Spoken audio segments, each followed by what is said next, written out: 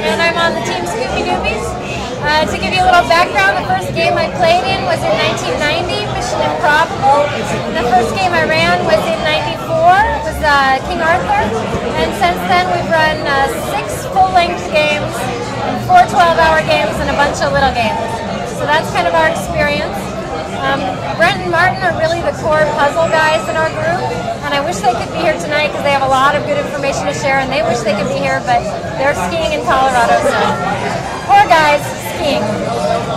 So anyway, my talk is going to be game logistics then and now, and I know you have a lot of then experience along with me, so you can chime in anytime.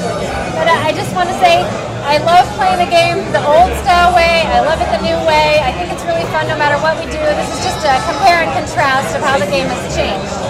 And I'm talking just about logistics. I'm going to cover sites, route, playtesting, and staffing.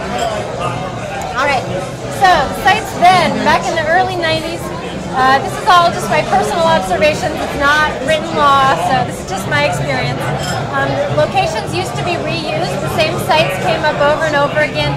Fulgus Water Temple, Sutro Baths, Twin Peaks, The Dish, The Gates of Hell. There were sites that were used over and over, to the point where we were joking about, well, we should always bring Polaroids of Sutro Baths with us so that we could have that information when we get the clue that sends us there. But you know, it's fun. You know, the new sites wasn't really an emphasis of the early games. It was more about the puzzle solving, the road rally. Trespassing and after-hours use of locations was pretty much standard. The game was very underground. You snuck in everywhere. You were always getting away with something. It was really fun, but not very legal. Sites were often compromised. The compromised site is one that the park ranger threw away. The cops showed up and you couldn't park there anymore. You know, a site that you couldn't do anymore. You just had to skip over. Clues were also hidden because they didn't want to be compromised. So they put it in a place where they thought the park ranger would never find it, but the teams would find it. So there was a whole element of the game that was searching for the clue. You'd get to the site, you'd look all around, and then more teams would show up. Then you'd kind of lose your lead. It was sort of a balancing factor. And then someone would find the clue, and all the teams would be like, oh, there's the clue, and then you'd all kind of reset. And that was just part of the game. The looking for the clue was a big part of the game. Let's see. Also, the finish line in the old games was pretty much always game control. Somebody's house, dorm room, wherever they had been running the game from, which was really interesting because then when you showed up as a team, you could hear them helping people on the phone who were still working on clues that you had solved. It was really a neat kind of experience. But the teams sort of trickled in the old way. They didn't push teams up. You could solve at your own pace. So it wasn't as much of a social event at the end. You got to see game control, and maybe a couple teams that were racing at the same speed as you, but then you left before the other teams showed up. So that's kind of how it was back in the day. Things have changed a little bit now. The sites now are almost always new, or most of the sites are new. One of the elements of the game now, I think some people play to find those new locations and sites. I know that's one of my favorite things about playing in the game. You go to these cool places you would have never found on your own. And I mean, I take tourists who come to the city back to game sites that were my favorite sites because they're so cool. So I think a lot of people enjoy that part of the game. I think there's 2 reasons that the sites are newer now, or that it's new in each game now. One is that with the internet, sites that have been used are sort of listed or posted, like there'll be game recaps on the internet so you can see where the previous games have gone, and that wasn't the case back in the pre-internet days. And also I think it's an expectation now. Team players expect to go to new sites, so a GC is sort of obligated to have those kind of sites in there. Okay, so finding good sites. This is just my opinion of the strategy we use to find our sites. When we scout sites, I usually make a list of ideas, or I pre-scout like on the internet or talking to locals trying to find sites, and I'll mark a map with all the sites, and then we'll go out, usually in a team of 2 or 3 people in a car, and check all the sites. When we check them, we check for cell coverage too. We have multiple cell phones, who has coverage. So when we check for sites, I'm looking for 5 different things, and I usually try and have the sites have more than one of these things, hopefully several. So the 5 factors I look for are the wow factor. You get to the site and it's an awesome view, or it's some cool sculpture. You go, wow, that's really incredible. the comfort factor, which is there's easy parking for the teams, there's food nearby, there's a restroom, it's well lit at night, it's open at night, you know, it's warm inside when it's going to be cold out, comfort factor. There's integration, which means you're going to actually use something at the site to solve the clue. Like those utility boxes all through Emeryville with the paintings on them, and you had to use them to solve the clue.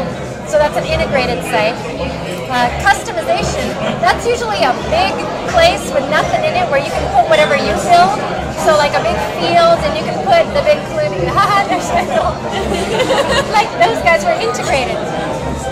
So customization is basically a place where you can put your stuff. So it's usually just a big empty area that you can sort of change however you like. And theming. And from what I've heard, the best themed site recently, which is a game I didn't get to play in, was the Hogwarts game with the Gringotts, it was like an underground room. So I heard that was really cool. Yeah, so that's a well-themed site. So I think those are the 5 things I look for, and I try to get sites with multiple hits in those categories. Then I also, and I also have the bathroom rule, which is because I'm a girl. Girls like using the bathroom in an actual bathroom. I've squatted down behind the van many times, but I would prefer an actual bathroom. So our rule is we tend to have a bathroom every other site, or if you really are stretched, maybe every 3 sites, but I don't want to go more than 2 sites without a real bathroom, at least in the area. So not total middle of nowhere 3 sites in a row. So, excuse me, hang on. Okay, so clue placement at the sites has also changed. Clues are much easier to find now. That's usually because there's a site monitor holding the clue, or it's someone you talk to and you interact with to get the clue, or the clue is in a place that's easy to find, but there's somebody watching it from far away to make sure it doesn't get thrown away by the park ranger. Now, part of the reason that there's always a site monitor at the clues now is that in a post-9/11 world, you just can't leave things abandoned. You can't, for example, make a cartoon character on an edges or on a light break and post it everywhere in Boston without it being called in as a bomb threat. So nowadays, you have to staff your clue sites and make sure that you're not getting called in as a bomb threat. Also, the number of teams playing in games has changed dramatically. The first game I played in had 6 teams. The early games just didn't have that many teams. Now there's 20 or more teams per event. You just can't sneak 26-person teams into and out of a site. So you have to have the clues watched so that you don't end up ruining it. So now you also have to have permission at most of your sites. Besides having a site monitor, we tend to get permission at all of our sites. Either get permits for parks or talk to the owners of whatever retail business you're placing your clue in. You just can't sneak the clues in anymore. I also think teams nowadays have an expectation for a smoothly run event, even from a rookie GC. They're less tolerant of the compromised clue, so you have to be more careful about keeping your clues and having a smoothly run event, just because it's what's expected. And the finish line has changed a little too. It seems like more often nowadays the finish line is a restaurant or a community center or a rented out building. It's got food provided, it's a little more of a social atmosphere. It's also more common nowadays for teams to push up the end teams so that everyone gets to the finish closer to the same time and they can socialize. I think that's really helped build the community. We all kind of see each other more because of those finish line events. So I think that's a valuable community building thing. Okay, now I'm going to talk about the route. The route back in the day used to be that everything was unknown. You got in your car, you didn't know where you were going, when you were coming home. You often didn't know who GC was. You certainly didn't know what to expect. And so in some ways it made it more of a wondrous event because you didn't know what to expect. But it also made it so that you were more tolerant of anything because anything could happen. I think the drive times were dramatically different in the route. Back in the day, you could drive for 45 minutes or an hour to get to the next location. And sometimes you drive that far just to check and see if it was the right location or not. Because you couldn't call and confirm. Like, there was one call line to confirm on, and it was usually busy. So you call and you'd be like, man, let's just go there, and we'll see if the clue's there. And if you were wrong, you had to go back. So there was a little more trial and error, a little more. Teams were on their own. They didn't get as much help from GC. They didn't have to confirm their answers. They just had to figure it out. Also, information given pre-game was different back then. And then before the internet days, there was a captain's meeting where the captains would come together and they'd get information about what they might need to bring or where the starting location was going to be, stuff like that. Nowadays, that's pretty much all done on the internet. Partly because the captains come from all different places now. So you can't have a captain's meeting like you did in college just in a dorm because not everyone is even in town. So also back in the day, the events, we were college students who slept in. The events started at noon on Saturday, and if you were a good team, they were done before noon on Sunday. They were 24 hours or less. A lot of teams you'd finish at 10 or 11 in the morning, and you'd be like, yeah, you know, you feel really good. Nowadays, they run a lot longer than that. But I think the event itself was just a shorter event. GC was also, back in the day, not responsible for teams' comfort in any way. Teams took care of themselves. They got their own food. They got, if there was something to buy along the way, they bought it. They paid for their admissions to whatever places they went to. It was, you were on your own, you know. And I think there was no sort of, GC was just not in charge of you and your team and you having a good time. You know, they put the clues out, you ran the race, and part of the fun of it was surviving it on your own. All right. So the price of admission has changed according to my first game, $21 a person. Yeah, so yeah, the team has gone, prices have gone way up, but also, you know, everything else has gone up too. Price has gone up a lot, but a lot of things provided have gone up too. So nowadays, I was going to say, okay, so now for the route, GC is often known in advance. They provide information on the internet about the route, about what to bring, that kind of thing. They also give a general ending time or location with some regularity. So these events, nowadays, they kind of run longer. It seems like the events start earlier and earlier every year just to cram in more puzzles, because the puzzles are great. Cram them in, but they also run later. Hopefully when they run till 5 o'clock Sunday evening, you also get some sort of warning, like on the website, that will say how late the games will run until. Part of that is because teams that are buying tickets to fly in and play need to know when they can buy tickets to fly out. So there's a little more logistics to be managed. So GC provides a little more information now. Drive times are also a lot shorter now. I would say 30 minutes is usually about the longest drive time you hit nowadays. And on a long drive like 30 minutes, you usually get something to do. GC always provides, like, you know, a clue solve, an extra activity, a meta puzzle to be working on, a CD to listen to, some kind of thing to do so that you're not bored. So GC is a little more into entertaining you while you're doing the drives. The events nowadays are almost always longer. I touched on that already.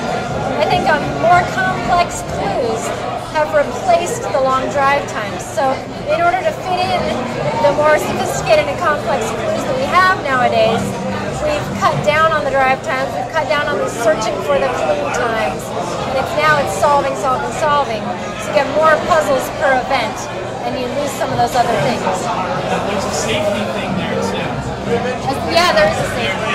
There have been teams that on the 45-minute drives don't really make it all the way or have to pull over. So there's a reason to shorten it.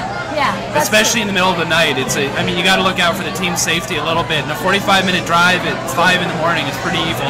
Very true. That's a great point. If you couldn't hear him, the 45-minute drive, especially at 4 in the morning, 5 in the morning, is a hazard. It's hard to make teams drive that long way in the dark when they've already been up so long. It's not that safe for teams. It's a good point.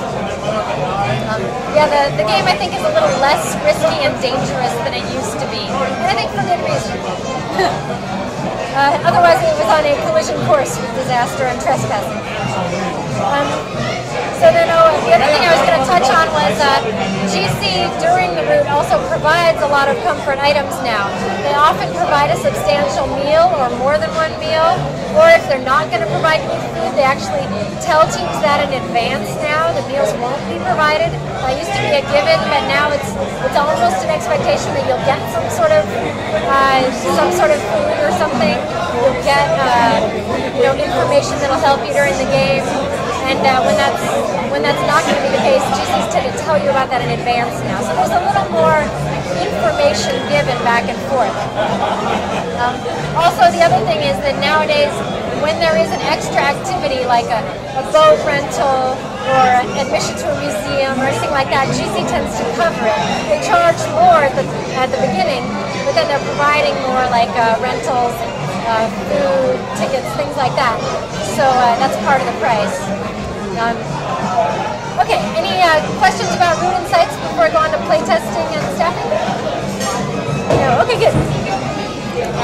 So playtesting, back in the day, I would say clues were maybe, at least for me, this is all my point of view from games that I ran the hard way and now we've learned. So I'd say early days, clues were tested once, if at all. We had one game where we were still writing the clue when the game began, and we placed it later the next morning, you know. So I think that has come a long way. But also sometimes the clues were also sometimes taken directly from a textbook or a problem set. Clues used to be a lot more like a college problem set in some cases. You get those kind of clues. Those don't really exist anymore. Playtesting now, I'll tell you how JPT does it. It's kind of what we found has worked as a multi-step testing. So what we'll do is one person in our group of 6 will come up with a clue idea, usually. They'll tell it to 1 or 2 other people on the team, and they'll come up with a mock clue. And then they'll give that to the rest of GC to solve. And we'll solve it, and if we like it, we make comments. Everyone sort of helps form the clue in another way. It's a collaborative effort. And then we'll take it to one of our sort of living room testing teams. And we'll have little nights where we buy them a pizza and they test 3 or 4 clues. And then we test the clues, and we'll also write our hints because, you know, we have the pre-written hints. So we test those out too.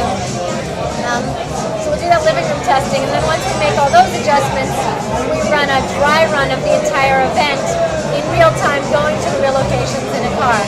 I think, as far as I know, I think Jackpot was the first event to run a full dry run on site with a real team playing several weeks before. Other teams might have done that too, but I don't know about before. We found it extremely valuable. Not only do you get information about what the drive times really are at the right times, but you get how hard a clue is to solve at 4 in the morning. Like, it's much easier to solve a clue in your living room when you're eating pizza with the lights and the coffee table and everything than it is in a van at 4 in the morning when it's raining and you got the dome light on. And so it's nice to test clues in that kind of environment. You also get your directions to your locations tested, because it's amazing how often it turns out that you direct teams to some park, and it turns out there's another park with the exact same name 2 towns over that you didn't know about. So the dry run teams will often find that and say, well, do you want the park in Fremont or do you want the park in Hayward? And you're like, oh my God, a park in Hayward. Then you change your directions. So the dry run finds that out too, which is nice. And then my favorite part about the dry run is that you get volunteers for running your event. We actually take staffing from our dry run, and then you end up with staff members who know what's going on, which is really nice because the need for staffing has really increased with the need for monitoring sites. It's really increased. So now I'm going to talk about event staffing. So way back then, a small GC could run a game. I think our first GC was 4 people. 1 or 2 very tired people answering the phone. There was 1 phone, and you just answered it all night to help teams. And then the other 2 or 3 people went on a clue placing run, basically with all the clues in their car, and they just drive in front of the lead team and drop off the clue at every location and kind of hope for the best. And then that was kind of how the game ran. And if the clues got compromised or whatever, it was just like, oh well, we're not there anymore. and I also think most GCs back then were college kids. They didn't worry about insurance or breaking the law or permission. They didn't worry about waivers or anything like that, because not only were they, more fearless and thought nothing was going to go wrong, but also they didn't really have anything to lose. No one's going to sue a college kid for all he's got, it's just not much. So I think that's changed a little bit too. Nowadays, there's a couple different legal requirements for running a game. I'd say most GCs nowadays have some kind of waiver that they have teams sign that says, at least, yes, I know I'm doing something dangerous and I agree to do it. Kind of a basic waiver like that. Some games also get event insurance, and we as a company, of course, have insurance because we're a company and we have to. But you can get event insurance for just a single event from several different websites now, so it's not that hard to find. Also, I think another document that we use is a non-disclosure agreement for our playtesters and the people who do our dry run. We have them. We make sure they're not going to leak information about our event, because there's a chance that someone could be looking to find out more. You don't want to give people a chance to cheat. You don't want to tempt them with that. So we tend to ask all of our staff to not release additional information about the clues they tested or anything like that. So the scheduling and staffing nowadays, I would say most or all sites have a continuous staff member there the whole time, monitoring the site. Sometimes they're actually visible. Sometimes they're hidden. We try to sometimes have site monitors who don't look like site monitors, our parents and people with kids and who look like tourists, and they're kind of off in the corner, and that way the teams at least get the feeling that they're discovering the clue on their own, they're finding something hidden. But then sometimes we also have the well-marked monitors in the t-shirts. It's easy to see them. You can choose whatever you like. Sometimes we also have actors, and I think a lot of games have this for theming, that you have someone you have to interact with that's part of the storyline to get your clue. And I think that's a fun way to do monitors, and it gives them something to do too. So we kind of, over the years, have evolved what we do for our monitors, and I have a little handout. But this is basically for any of you who've worked as monitors on some of our events. It's a little instruction sheet. It basically has pictures of the clue site and where we want the clue placed, directions to the site, instructions about what you're supposed to do at the site, and how to clean up and stuff like that. And then at the bottom, if we were running the game, we have all the GC phone numbers and all that contact information. We also have a kit that we give all of our all of our volunteers, a t-shirt for the event. Then we also provide, this kit has gotten bigger every year as we think of another thing to provide, but it's like water, trail mix, pen, duct tape, because you always need some duct tape. We do sunscreen, bug repellent if necessary at certain sites, so that the monitors have something to do. We also do a breaker system for our monitors at the sites that take a long time. The spread of teams gets bigger and bigger as the game goes on. So the later your sites are, the longer the monitor has to wait there for all the teams to come through. So we use a breaker system, which I stole from Disney. I used to work at Disney. And what they do is this breaker system where if they have someone who can't abandon their post, like you have 10 people working the turnstiles at the entrance, so the one breaker will come along and work the first turnstile for half an hour while that person's breaking, and then they'll just move to the second, move to the third, move to the fourth. So we have one roaming breaker who goes to one site for half an hour and then the next site for half an hour, and he gives that monitor a half-hour break at every site, kind of in the middle of their shift. So then they can use the bathroom and get some food, and because 6 hours at a site is a long time. But rather than having 2-3 hour shifts, we just have one person who kind of checks on all the sites, and then the staff member stays there the whole time. So stole that one from Disney. It works pretty well. The other thing that we've initiated with our 12-hour events, because they're in such different locations, we sort of do like the East Bay ones and the North Bay ones and whatever. So it's hard to have a centralized game control. So we do a mobile game control. So game control is usually just in vehicles with cell phones. We're just working out of our cars, and that seems to work well for a 12-hour event. I think for a longer event, it makes a lot more sense to have a game control headquarters where your staff can sleep and stuff like that. But the mobile game control is great for small events. So I think that's about it. Yeah, so I think that's about it for my end of it. Do you guys have any questions about staffing? Or? how many staff members do you typically have for, say, 12-hour? For our 12-hour events, we usually have a staff. It kind of depends on if there's a site that requires a lot of staff. Sometimes we have a clue that takes a lot of staff. But I would say normally we have about 9 or 10 people as a base, and it's better if we have 15. So that's about what we normally have. Is it much bigger for a full weekend-long game? Or just depends on how, a longer event, like a 24-hour event, it sort of depends how dedicated your staff is. If you're using normal volunteers, like if your game control staff, like the 6 of us, we're going to work the whole 24 hours.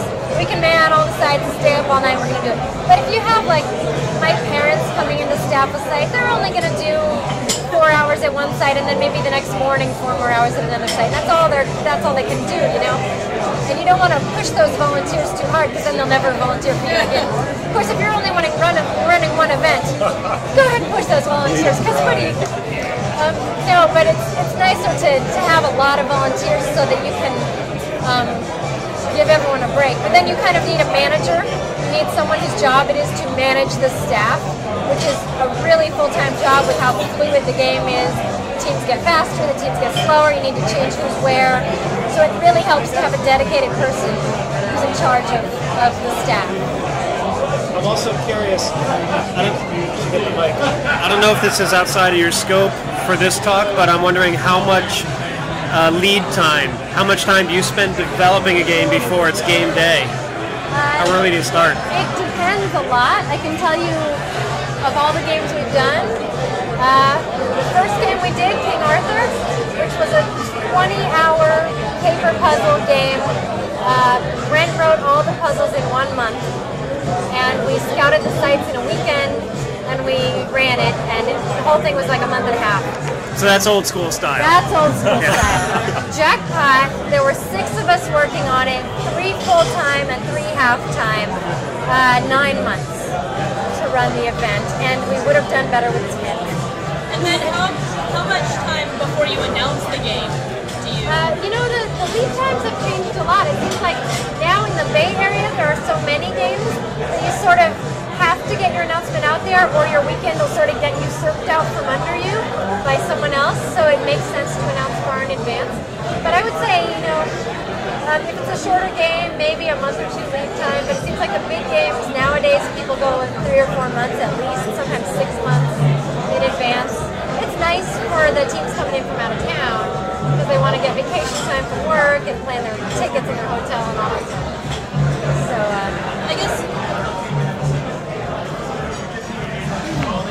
I guess part of the issue is that it's always seemed to me that in order to develop certain aspects of the game, you need to have the funds from the admission fee, as it were. yes. But then, on the other hand, you don't know exactly what you're going to need until you have the game ready. Exactly. Very true, which is a benefit of our company because we're using the money from the last game to plan the next game, which is nice, but not always the case. I'd say the first, 5 games we ran at a loss. You just paid and paid and paid, and then you charged your nominal fee to the team. I mean, I don't know. I think game control is a labor of love, and most people who run just one game lose a huge amount of money on it, and the amount that they pay maybe covers the cost of the weekend of the event, but you're never going to make money running one game. And in fact, our Shinteki events barely cover themselves, but then we run corporate events, so that's how our company makes our money. But the community events are definitely just a labor of love and a good networking skill for us. So you mentioned a lot of changes from the old style to the new style. Yeah. Are there any of those changes in particular that you wish hadn't happened, or that you'd like to see kind of move back towards the old style of games? I don't know. I love both styles, and I feel really lucky that I was able to play before the internet happened, because I think that was such a challenging game. It was so much harder back then. I mean, there was a whole style of Clue that died when the internet got invented. The trivia lookup knowledge Clue, where you'd get it and you'd be like, oh my god, we've got to get to the library, and you're in the stacks looking up different things everywhere. And that was a fun kind of Clue, and it was this, you were calling people at other colleges across the country and being like, I need you to find this out for me. And that just doesn't happen anymore. Now you're like, I'll just Google it, it's boring. You know, so it's kind of, it erased an entire style of Clue. But, yeah. There's something else that's changed because of the internet. Is the check and balance that there used to be. Do you remember there used to be a captain's list that would only get passed on to a valid GC? Yes. And there was a check and balance in the game at the very core, which is the team that has the captain's list holds it dear and will only give it to the next GC if they sort of pass, I don't know, a personal face test or they are a valid GC. They're not just some random. And that check and balance did two things, and I thought about this a lot. It's actually one of the reasons for the Yahoo group was to kind of bring that back a little. It kept the GCs from trouncing over teams, because you can be an evil GC, right? And it kept the teams from destroying games, because you can be an evil team. And I've run a game where teams were screwing with clues, and we blacklisted them internally, but you know, there wasn't a way to blacklist them. And the old captain's list, you could just cross their name off and then pass on the list, and that team's now been removed because they were an evil team. Right. I miss that a little bit. The honor system check and balance I miss a little bit. Yeah. Because it can bite you. Has that happened much recently? I haven't noticed in recent games too many teams really messing with each other. But I think it's been pretty good, but my worry is that you were talking about how teams aren't as self-sufficient as they used to be a little bit. They rely on GC sometimes too much. We do it too now. We're not willing to drive 15 minutes out of our way to take a hunch. Right. We're going to call and confirm, and that's kind of weenie of us. Right, like you know, we used to do that a lot more. Yeah, we used to drive like a half hour, and it's sort of like there used to be that you trusted the GC, so you're willing to put that faith and take that lead. I don't know. I mean, do you miss that at all? I do a little, and you know, a little bit. I also miss the fact that now that we're like a company running events, there's an expectation that there's. I mean, I enjoy that we're a company, and I like the service we're providing, but there's very much a customer service aspect to it.